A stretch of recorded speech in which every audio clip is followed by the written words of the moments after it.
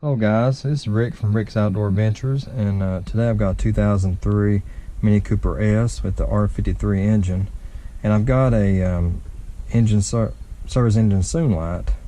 It's been on for a while, and it's a P02096 engine code, which is saying I've got a oxygen sensor upstream from the catalytic converter on bank 1. So today we're going to replace it. I don't think it's going to be a hard of a job, but we'll find out here in a few minutes.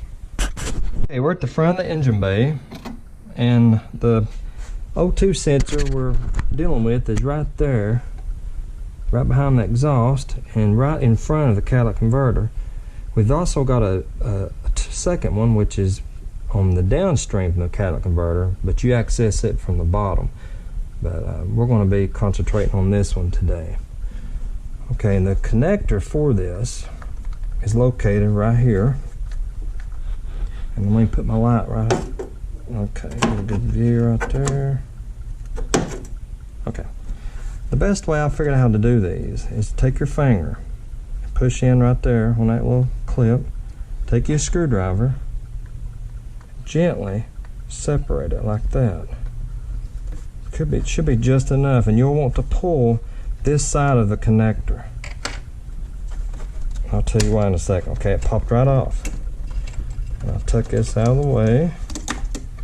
Okay, this is part of the O2 sensor, and it just won't pull off. You have to turn it a few degrees counterclockwise, and it pops right out of its little keeper here, and that's the reason why. Got a little keeper right there, so you install it, snap it back in place. Okay, and what I've got here is a O2 sensor socket removal. It's a 22 millimeter, and you have to use a short wrench for these, because if you try to use a longer one, you can't get it down in there. And I'm gonna try to do this one-handed so I can hold the flashlight, but you just slide that over the cable. I don't know if you guys can see it or not. It slides right down on that O2 sensor. Flashlight's getting hot. Okay, I've already loosened this from before, but it wasn't that hard. Once you get it loose, you just slide it right back out, and it should just unthread with your hand.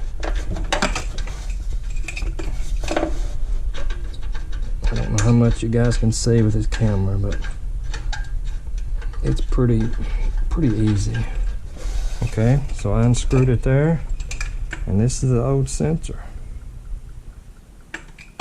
I actually had one go bad in a Jeep Wrangler, and I was able just to let it soak in that Lucas fuel injection cleaner overnight, and it's still working. I mean, it's been in there about 6 months and has no issue at all. So I've got the new sensors.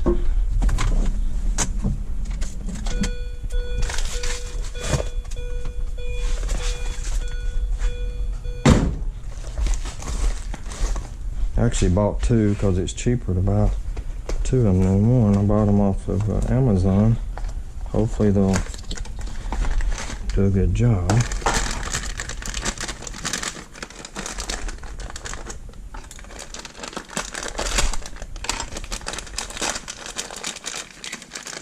Okay, so here's the new one.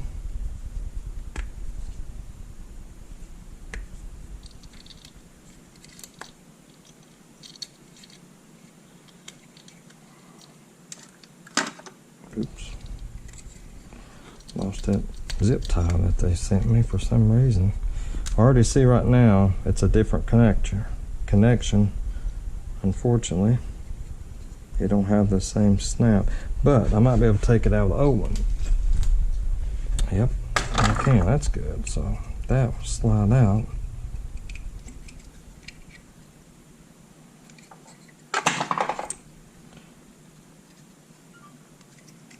Okay, so what I did there, just take my screwdriver, push in to the right, and it snapped right out, just like that. And I will install a new one the same way.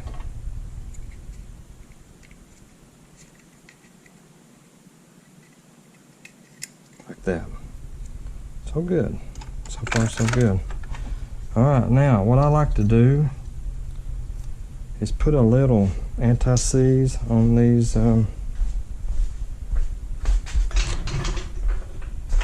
my garage is a mess. Put a little anti-seize on the threads. Just a little dab. Don't put too much. Just like that right there.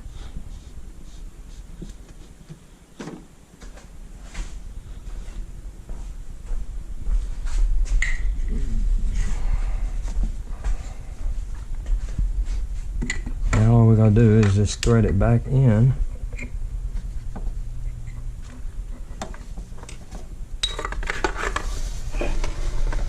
Like I said, I apologize if you can't see what I'm doing, but once you look down in here, it's pretty simple. You really don't have to be looking at it.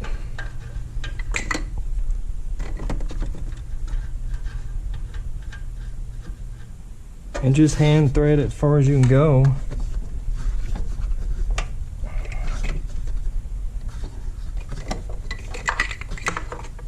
Once you get it tight by hand, then you can use your O2 sensor socket to tighten it the rest of the way.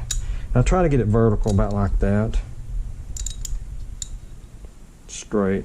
About the easiest. Because you're very limited on the room you have to tighten it and take it loose. You ain't got much room at all to move this ratchet. I don't really torque it, I just get it good and tight.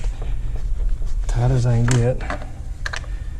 You've got no danger of stripping it out, because you really can't put a whole lot of pressure on it. Okay, so we got that installed.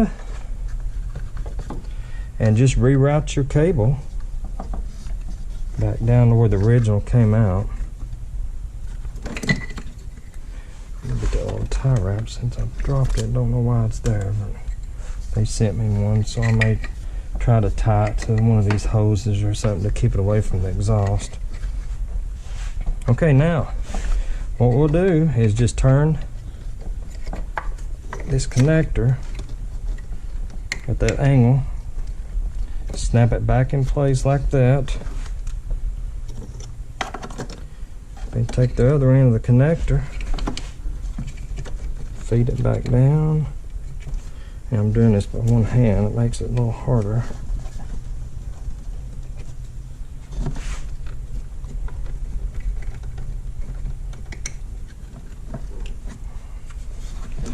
And just pull it together.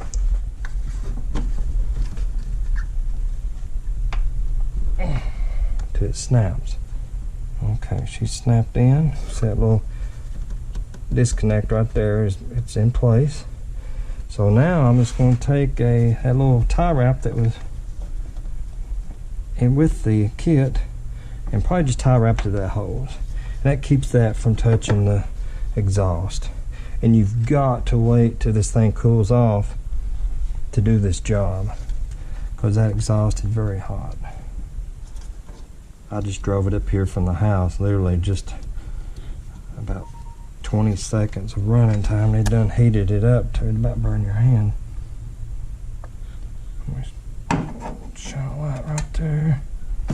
And I'll just tie wrap it here.